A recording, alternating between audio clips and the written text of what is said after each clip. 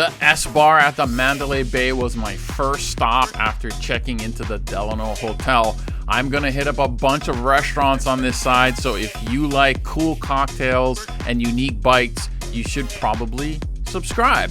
I had some amazing cocktails with here. I want to share each one of them with you, tell you how they were made, and also some of the cool bites that I had, along with the atmosphere of the S-Bar, which I found was just amazing.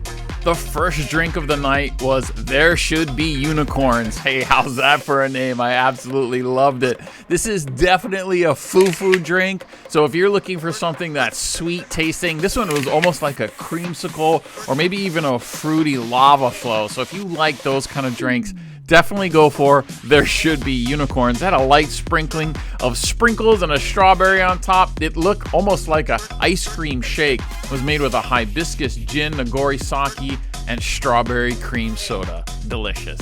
If you want something with a little bit more kick, put a little hair on your chest, and you like bourbon, then definitely check out Palm Reader. This was a very smooth drink, a hint of cacao and bitters. It started out really strong, but then, like most drinks, it got a lot easier throughout the night. Obviously, it was made with a bourbon, a cacao rum, and a Palo Santo and bitters. This is a strong, delicious drink. With the first round of cocktails out of the way, I went straight for the tuna poke. Coming from Hawaii, I always try to try poke from different areas around the world. I've had some great poke in San Diego. This one, the chips were light, fried perfectly. It was fresh, and there was a vinegar flavor for it. It was just bordering on too much, but I thought it did the job. This was a perfect appetizer to start the evening. Next up is what I considered the most dangerous drink of the evening. This was a blackberry lavender lemonade. This is one of those that sneaks up on you. I know you know what I'm talking about. You cannot taste the alcohol in this drink. In fact, I called the server over and asked if they had made me a virgin drink. She said they get that all the time, and it indeed had the 44 degree north huckleberry vodka inside. This is a refreshing lemonade taste with a mint blackberries on top. Very fresh, very light. Be careful with this one. Next up was a cocktail called Summer Evening.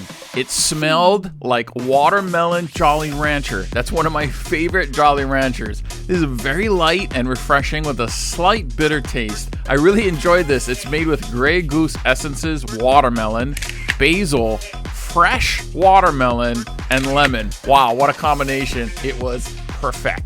So after those cocktails, I knew I had to get something in my stomach, and I went for the lobster mac. This was the surprise dish for me of the evening. Well presented, nice cheese topping. The cream sauce was on the bottom and didn't overpower the whole dish. I would definitely order this one again. It was loaded with large pieces of lobster. I wouldn't even call this a mac and cheese. It was closer, in my opinion, to a seafood pasta dish. I then ordered the Wagyu sliders. The bread was nice and soft. The port wine sauce and onions on there was perfect. I loved how the Wagyu beef was charred also, you know, that fresh from the grill kind of char. I just love that. This was delicious. Right after that, I got the chicken wings, the S-Bar wings. You know, if you go to a place that has bar in the name, you got to get the chicken wings. You got to try it. Well, anyway, I did it for you guys. You couldn't really taste the honey or the mustard, but the flavor of the chicken wing definitely went all the way through. These were crispy on the outside and nice and juicy on the inside. Of course, for dessert, we went for the creme brulee. The shredded stuff you see on the top is a phyllo. It's kind of like a shredded dough. It's interesting. It was more decorative than anything else. The chocolate chip cookie was delicious. I felt that the crust and was a bit heavy, and the creme part of it was a little bit thin. I would definitely skip this next time and get another order of the lobster mac and cheese. The last drink of the evening was the most interesting drink. This Blanco was very light and I couldn't quite pick it up. The cucumber was subtle and you had that hint of jalapeno. What an interesting combination. I would have never paired that. I recommend this if you want to experience something that's simple but defines the flavors in a well-crafted cocktail. I tried as many cocktails as I could. They're all here on the menu. Check it out. There's a lot more. They also had an amazing tableside bottle service.